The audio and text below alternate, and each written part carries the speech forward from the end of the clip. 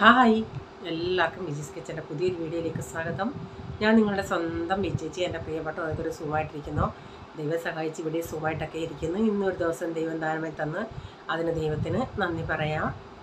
അപ്പോൾ ഇന്നത്തെ വീഡിയോ എന്ന് പറയുന്നത്, ഞാൻ നാട്ടിൽ പോകുന്നവരെ ഇവർക്ക് എന്തൊക്കെ ഞാൻ തയ്യാറാക്കി നമുക്ക് കുറച്ചൊക്കെ എന്തെങ്കിലുമൊക്കെ ചെയ്ത് വെച്ചിട്ട് പോകണമല്ലോ, അതും പിന്നെ ഇപ്പോഴത്തെ വീഡിയോയുമാണ് ഇതിൽ ആഡ് ചെയ്തേക്കുന്നത്.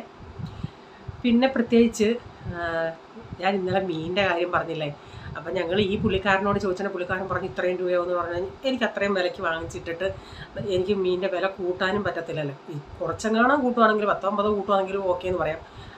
കൂട്ടുമെന്ന് വെച്ചാൽ നമ്മൾ ഇപ്പം മീനൊക്കെ ഈ ട്രോളിംഗ് ഒക്കെ നടക്കുന്നു, മീനിൻ്റെ വില കൂടുന്നു, അതനുസരിച്ച് ഇപ്പം ഉള്ള സമയത്താണെങ്കിൽ പഴയ റേറ്റിൽ തന്നെ നമുക്ക് കൊടുക്കാം. അപ്പം ഞങ്ങൾ വേണ്ടാന്ന് പറഞ്ഞു. ഈ പുള്ളിക്കാരൻ 2-3 മണിയാകുമ്പോഴാണ് ഇവർ ഈ മീൻ മാർക്കറ്റിൽ പോകുന്നത്. ഒരു 3:30 ആയതിനെ ഫോൺ വന്ന് ഇവിടെ ബെല്ലടിക്കുന്നത്. ഞാൻ പറഞ്ഞു റീച്ചാൻ മൊബൈൽ ഇതാണ്ട ബെല്ലടിക്കുന്നു നോക്കിയാണ് ഈ പുള്ളിക്കാരനാണ്. അപ്പോൾ പുള്ളിക്കാരൻ പറഞ്ഞു ഞങ്ങൾ വേണ്ടാന്ന് പറഞ്ഞാ, പക്ഷേ റീച്ചാൻ പറഞ്ഞ് എന്തോന്നോ ഞാൻ റീച്ചാൻ ഓഫീസിൽ ഇരിക്കുവേ ഞാൻ പറഞ്ഞ റീച്ചാന്ന് വിളിച്ചു തീരെ എനിക്കിങ്ങനെ 2-3 പേര് ഫിഷിൻ്റെ അച്ചാറിൻ്റെ ഓർഡർ ചോദിക്കുന്നുണ്ട്. അപ്പം ഞങ്ങൾ മലയാളി വിളിച്ച് ചോദിച്ചിട്ടുണ്ടെങ്കിൽ ആ പുള്ളിക്കാരൻ പറഞ്ഞു കേരമീൻ കാണാനേ ഇല്ലെന്നാണ് പുള്ളി പറഞ്ഞത്. അപ്പം ഇങ്ങാരോട് പറഞ്ഞാണ് ഇങ്ങാർ പറഞ്ഞു ഉണ്ട്, പക്ഷേ വിലയാണ്. അപ്പം ഞാൻ റീച്ചാൻ പറഞ്ഞാൽ ഞാൻ പിന്നെ പറയാമെന്ന് പറഞ്ഞു. ഈ പുള്ളി അവിടുന്ന് വിളിച്ചു. ഈ പുള്ളി വിളിച്ചിട്ട് പറഞ്ഞ് അപ്പം ഇന്നലെ പറഞ്ഞതിനേക്കാൾ 50 രൂപയും കൂടെ കുറച്ചാണ് പറഞ്ഞത്. അപ്പോൾ റീച്ചാൻ ആദ്യം പറഞ്ഞു വേണ്ടാന്ന്. പിന്നെ ഞാൻ റീച്ചാനത്ത് പറഞ്ഞു നമുക്കിപ്പോൾ എമർജൻസിക്ക് ഈ പുള്ളിയെടുത്തല്ലേ നമ്മൾ പറയുന്നത്, എന്തു വന്നേലും വാങ്ങിച്ചുകൊണ്ട് വന്നു. എനിക്കതിൽ ഒത്തിരി ഒന്നും കിട്ടിയില്ല അച്ചാറിടാനായിട്ട്, കുറച്ച് കിട്ടി. അപ്പോൾ 2-3 പേര് ഓർഡറുണ്ട്, അതനുസരിച്ച് പിന്നെ കുറച്ചുകൂടെ കാണുമായിരിക്കും. അതുകൊണ്ട് ആർക്കെങ്കിലും വേണമെങ്കിൽ ഫിഷ് അച്ചാർ വേണമെങ്കിൽ ഓർഡർ ചെയ്താൽ മതിയേ. പിന്നെന്താ, പിന്നെ എല്ലാവരും സുഖമായിട്ടിരിക്കുന്നു. ബെൻസി വീട്ടിലുണ്ട്. ബെൻസി അന്ന് അമ്മയുടെ കൂടെ നിൽക്കാൻ ബെൻസി ആയിരുന്നു കേട്ടോ. ചേച്ചിക്കും വയ്യാതിരിക്കുമായിരുന്നു, അതുകൊണ്ട് അവൾ വന്നു. ആ ബെൻസിക്കും ഒട്ടും തിരിയാൻ വയ്യാത്ത അവസ്ഥയാണ്. പക്ഷേ അവൾ വന്ന് ഇന്നലെ വീട്ടിലുണ്ടായിരുന്നു. അപ്പം നാത്തൂൻ്റെ പല്ലിനൊക്കെ വേദന. അപ്പോൾ അവളവിടെ ഉണ്ടെങ്കിൽ ഒന്ന് അവർ ഹോസ്പിറ്റലിൽ പോകണം. കൊച്ചുങ്ങൾക്ക് ഇന്നലെ ആ സ്കൂൾ തുറക്കാറായിട്ടുണ്ടെങ്കിൽ കൊച്ചുങ്ങൾക്ക് കുഴപ്പമൊന്നും ഇല്ലായിരുന്നു. ദൈവമേ, ഞങ്ങളുള്ളപ്പോഴും ഇവർമാർക്ക് എപ്പോഴും അസുഖം വരുന്ന കൊച്ചുങ്ങളായിരുന്നു. ഈ വലിയവർക്ക് പനിയൊക്കെ വന്ന് അത് കൊച്ചുങ്ങൾക്ക് കൂടെ പിടിച്ച് ഇനി സ്കൂളിൽ പോകാറാണ്. മഴയൊക്കെ അല്ലേ, അപ്പം വല്ലാത്തൊരു സിറ്റുവേഷൻ. നാട്ടിലിപ്പം ഭയങ്കര കോവിഡിൻ്റെയൊക്കെ ഇതല്ലേ. അപ്പം അങ്ങനെയൊക്കെ അവളിന്ന് വിളിച്ചു.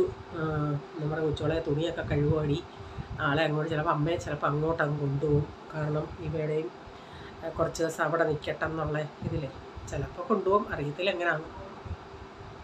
പിന്നെന്താ, പിന്നെ പ്രത്യേകിച്ചൊന്നുമില്ല. ഇനി നമുക്ക് വീഡിയോയിലോട്ട് പോകാമേ.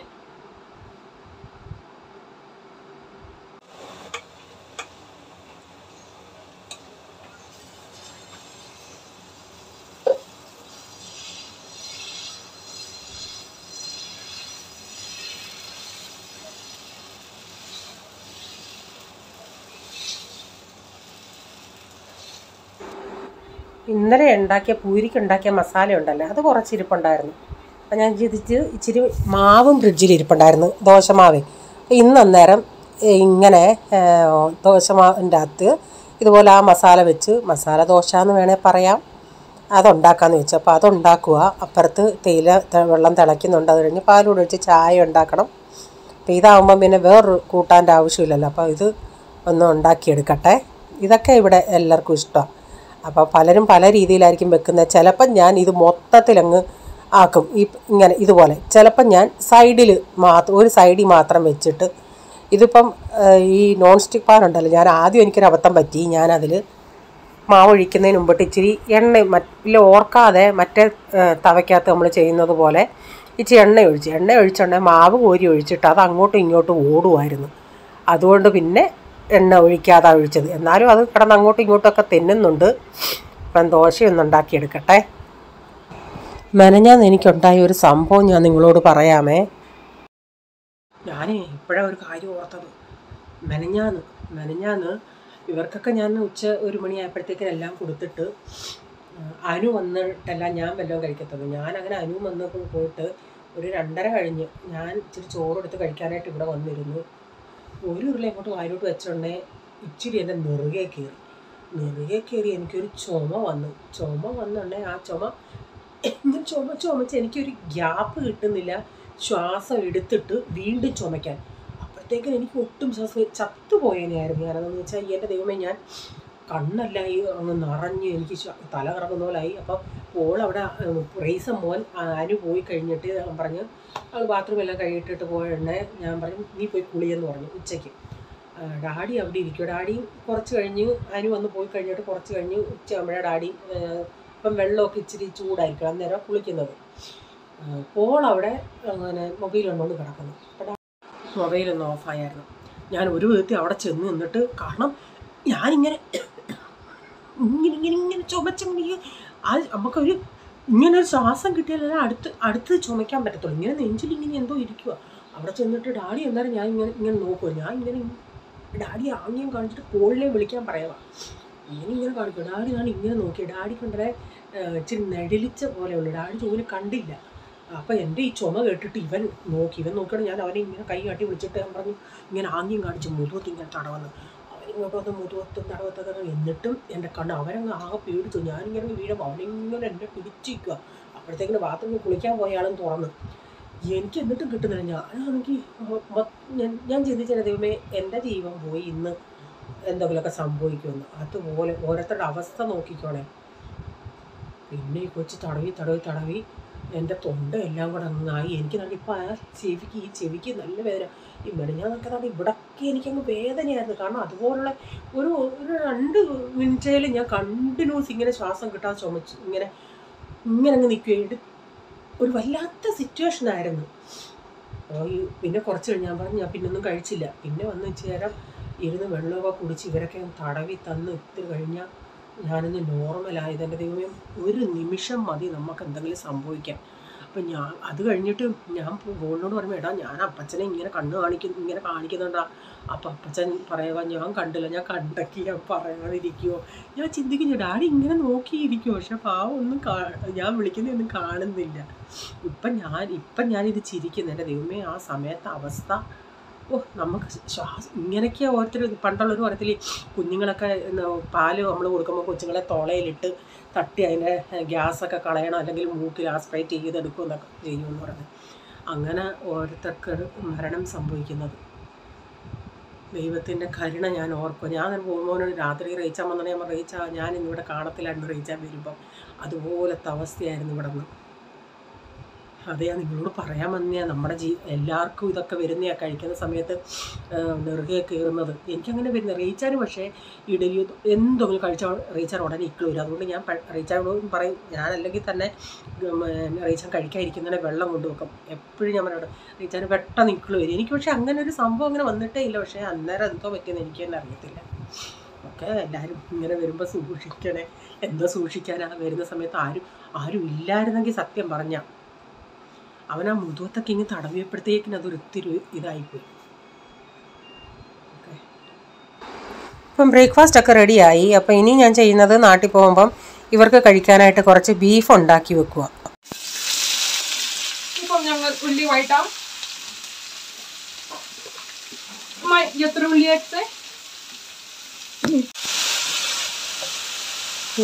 ഇത് ഓണല്ലായിരുന്നു.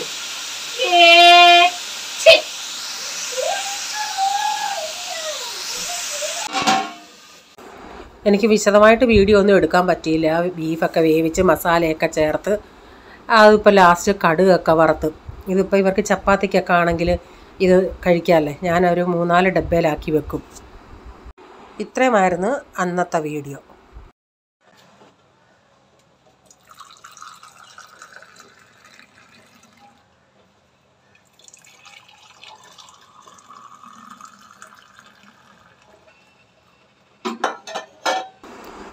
ഞാൻ രാവിലെ തന്നെ നാട്ടിൽ നിന്ന് കൊണ്ടുവന്ന അലുവ അങ്ങ് പീസാക്കി ഒരു ഡബ്ബയിലാക്കി വെക്കും. കാരണം റീച്ചാൻ പോകുന്നതിന് മുമ്പൊട്ടേ അങ്ങ് ചെയ്താൽ റീച്ചാൻ 2 പീസ് കൊടുക്കാമല്ലോ. അല്ലെങ്കിൽ ഈ റീച്ചാൻ രാത്രി വരുന്ന ഉടനെ കഴിച്ച് കഴിഞ്ഞിട്ട് ഞാൻ കോഫി എങ്ങാനും ഉണ്ടാക്കി വെക്കും, അത് എടുത്ത് കുടിക്കും. പിന്നെ ഈ തിന്നാനുള്ളൊരു ഇങ്ങനെ മധുരം എങ്ങാനാണെങ്കിൽ അത് കഴിക്കാൻ തോന്നത്തില്ലല്ലോ. അതുകൊണ്ട് ഞാനിപ്പോൾ രാവിലെ അങ്ങ് കൊടുത്തു. അല്ലെങ്കിൽ ഡബ്ബയിലാക്കി രാവിലെ കഴിച്ചില്ല എങ്കിൽ അത് കുറച്ച് ഡബ്ബയിലാക്കി ഓഫീസിൽ കൊടുത്തു വിടാമെന്ന് വെച്ച്. അപ്പോൾ ഞാനിതെല്ലാം ഒന്ന് പീസാക്കി എടുക്കട്ടെ. ഇത് എറണാകുളത്തു നിന്ന് വാങ്ങിച്ചതാണ്, റൈസിൻ്റെയാണ്. പക്ഷേ ഞങ്ങളുടെ അവിടെയൊക്കെ റൈസിൻ്റെ വാങ്ങിച്ചാലും ആ റൈസ് നമുക്ക് മനസ്സിലാവത്തില്ല, തരി പോലെ. ഇതെന്ന് പറയുന്നതിന് അതിൻ്റെ അകത്ത് നല്ല തരി ഉണ്ടായിരുന്നു. അന്നേരം റീച്ചൻ കഴിച്ചിട്ട് ചോദിക്കുകയും ചെയ്ത് ഇതിൻ്റെ അകത്ത് എന്തോ ഇങ്ങനെ ഇടയ്ക്ക് കടിക്കുന്നതെന്ന്. പക്ഷേ നമ്മൾ അരി നന്നായിട്ട് നൈസ് അരി അല്ലായിരുന്നു, ഈ റവ പോലെ ഇടയ്ക്ക് കടിക്കുന്നുണ്ടായിരുന്നു. പക്ഷേ ഈ പിള്ളേർക്ക് ഇഷ്ടം റൈസിൻ്റെ അല്ല, മൈദാടെയാണ്. അതാകുമ്പോൾ ഇച്ചിരി കൂടെ ലൂസാണെന്നല്ലേ, അത് തിന്നാൻ അതാണ് നല്ലത്. പക്ഷേ എല്ലാവരും റൈസിൻ്റെയാണ് വാങ്ങിക്കുന്നത്. എനിക്കറിയത്തില്ലായിരുന്നു ഏതാ അങ്ങനെ സോഫ്റ്റായിട്ടിരിക്കുന്നതെന്നുള്ളത്. പിന്നെ മനസ്സിലായേ റൈസിൻ്റെ ഇച്ചിരി കട്ടി കാണും, മൈദയുടെയാണ് അങ്ങനെ ഇരിക്കുന്നതെന്ന്. അപ്പോൾ ഇവിടെ പോൾമോൻ ഗിറ്റാർ പഠിക്കുക, ഇവിടെ ഇവരെയും കൊണ്ട് ഇട്ട് പാടിപ്പിക്കുക.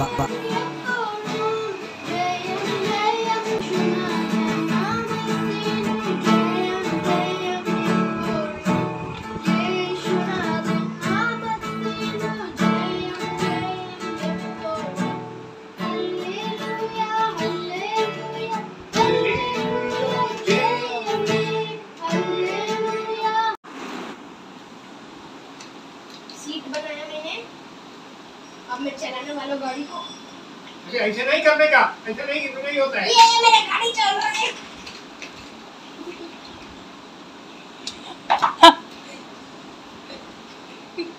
चलो भाई खत्म.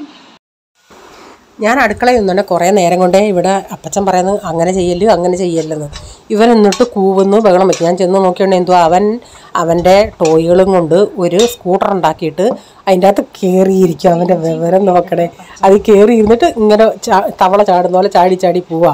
എന്നിട്ടത് പറഞ്ഞു വീണ്. ഞാൻ വീഡിയോ എടുത്തത് ആൾ കണ്ടില്ല, പിന്നെ കണ്ടത്. ഞാൻ ചിലപ്പോഴൊക്കെ ചിന്തിക്കും, കൊച്ചുങ്ങളായിട്ടിരിക്കുമ്പോഴേ ഞാൻ എൻ്റെ ബ്രദറിൻ്റെ ജേക്മോനും ജോഷൊക്കെ ഇരുന്ന് കളിക്കുമ്പോൾ ഞാൻ എപ്പോഴും അവിടെ നിന്ന് പറയും, ഇവർക്കൊക്കെ എന്തോ ടെൻഷനുണ്ട്, എന്തോ അറിയണം, അവർക്ക് കളിക്കണം, വല്ലതും കൊടുക്കാതെ കഴിക്കത്തോലും ഇല്ല, എന്തെങ്കിലും ടെൻഷനുണ്ട്. ഇപ്പോൾ ഈ പ്രൈസിനെ വിട്ടിരുന്ന് ഇങ്ങനെ കളിച്ചപ്പോഴും ഞാൻ അതാ ചിന്തിച്ചത്, അവർക്ക് വല്ല ടെൻഷനുണ്ട്. അവൻ ചില സമയത്ത് നമ്മൾ പഠിക്കാൻ പറയുന്നതാണ്, അവൻ പറയുന്നില്ലേ, നിങ്ങൾക്കൊന്നും അറിയണ്ടല്ലോ, എനിക്ക് പഠിച്ചാൽ മതിയെന്ന്. അവർക്ക് ഇപ്പം പഠിക്കുന്നതിൻ്റെ ടെൻഷനാണ് അവർക്ക്. നമ്മൾ കുഞ്ഞായിരുന്ന സമയത്ത് ഞാനും ചിന്തിക്കും പഠിക്കുമ്പോൾ, എങ്ങനെയും ഒരു ജോലി കിട്ടിയാൽ മതിയായിരുന്നു. എല്ലാവർക്കും പഠിത്തമെന്ന് പറയുമ്പോൾ ഒരു ബുദ്ധിമുട്ടാണ്.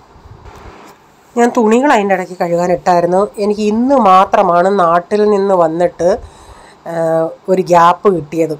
ഇനിയിപ്പോൾ തുണി ഉണങ്ങാനും ബുദ്ധിമുട്ടാണ്, കാരണം മഴയൊക്കെ ഇങ്ങനെ ഇടയ്ക്കിടയ്ക്ക് പെയ്യുന്നുണ്ട്. അകത്തൊക്കെ ഇട്ടാലും ഇങ്ങനെ നമ്മൾ ഈ സ്റ്റാൻഡേൽ ഇടുവാണെങ്കിലും ഫാനിൻ്റെ ഇതിൽ ചെറിയ തുണികളൊക്കെ ആണെങ്കിൽ നന്നായിട്ട് ഉണങ്ങും. ഇച്ചിരി കട്ടിയുള്ളതൊക്കെ ആണെങ്കിൽ ഉണങ്ങാൻ ഇത്തിരി ബുദ്ധിമുട്ടാണ്. ഇനി ഇച്ചിരി പ്രയാസമാണ് തുണികളൊക്കെ ഉണങ്ങാനായിട്ട്. ഇവിടെ വന്നു കഴിഞ്ഞ് സ്ഥിരം മോര്, കാബേജ്, പയർ, ബീൻസ് ഇങ്ങനെ. നാട്ടിലായിരുന്നപ്പം മുരിങ്ങ ഇങ്ങനെ ഞങ്ങളുടെ മുരിങ്ങയുടെ ഒരു കമ്പ് ഇങ്ങനെ. അപ്പോൾ ഞാൻ പറയുകയും ചെയ്ത് ആ മുരിങ്ങയില വെച്ചിട്ട് നമുക്ക് തോരൻ വെക്കണമെന്ന്. അതിനൊന്നും സമയം കിട്ടി. ഈ ചക്കയൊന്നും എടുക്കുന്നതുകൊണ്ട് പിന്നെ മുരിങ്ങയിലയൊക്കെ അങ്ങ് മാറ്റി വെക്കും. പിന്നെ എന്തോ മീൻസ് ഇലയുണ്ടല്ലേ, അതൊക്കെ ഉണ്ടായിരുന്നു. നാട്ടിലാണെങ്കിൽ നമുക്ക് അങ്ങനെയൊക്കെ ഉള്ളതൊക്കെ വല്ലപ്പോഴും ഒക്കെ പറിച്ച് തോരനൊക്കെ വയ്ക്കാം. അപ്പം ഞാൻ ഈ തോരൻ കുറച്ചെടുത്തങ്ങ് മാറ്റിക്കും. ഇപ്പം എനിക്ക് ഇത് നാളത്തേക്കിനൂടെ കാണും. അപ്പോൾ അത് കുറച്ച് ഇന്നത്തേക്കിനുള്ളത് ഇതിൻ്റെ അകത്ത് എടുത്ത് വെച്ചിട്ട് ബാക്കി അങ്ങ് എടുത്ത് തണുത്തിട്ട് ഫ്രിഡ്ജിലോട്ട് എടുത്ത് വെക്കും. അല്ലെങ്കിലും ഇങ്ങനെ മാറ്റി വെക്കും. ഈ ചീനച്ചട്ടിയൊക്കെ വലുതായതുകൊണ്ടേ മിക്കവാറും ഞാനത് വേറൊരു പാത്രത്തിലാക്കിയിട്ട് മാറ്റി വയ്ക്കും. അല്ലെങ്കിൽ എല്ലാം കൂടെ വെക്കുമ്പോൾ അവിടെ ഭയങ്കര കൺജസ്റ്റഡാണ്. അതിൻ്റെ ഇടയ്ക്ക് പിന്നെ മോരും ഉണ്ടാക്കി. മോരിനിപ്പോൾ കടുകൂടെ വറുത്തിട്ടുണ്ട്. ഇന്നത്തെ വീഡിയോയിലെ വിശേഷങ്ങൾ ഇതൊക്കെയായിരുന്നു. വീഡിയോ ഇഷ്ടമായെങ്കിൽ ലൈക്ക് ചെയ്യണേ, നിങ്ങളുടെ അഭിപ്രായം കമൻറ്റിൽ കൂടെ അറിയിക്കണേ. സബ്സ്ക്രൈബ് ചെയ്യാതെ ആരും കാണുന്നുണ്ട്. വീഡിയോ ഇഷ്ടമായി വീണ്ടും ചാനൽ കാണണമെന്ന് ആഗ്രഹമുണ്ടെങ്കിൽ ഒന്ന് സബ്സ്ക്രൈബ് ചെയ്തിട്ട് ബെല്ലൈക്കോട്ടും കൂടെ പ്രസ് ചെയ്യുകയാണെങ്കിൽ ഓൾ എന്നൊരു ഓപ്ഷൻ വരും. അതുകൂടെ പ്രസ് ചെയ്യുകയാണെങ്കിൽ ഞാനെന്ന വീഡിയോയുടെ നോട്ടിഫിക്കേഷൻ നിങ്ങൾക്ക് എന്നും വരുന്നതായിരിക്കും. ഇനി ഒരു പുതിയ വീഡിയോയുമായി വരും വരെ bye. God bless you all. Thank you. Take care. Bye. See U.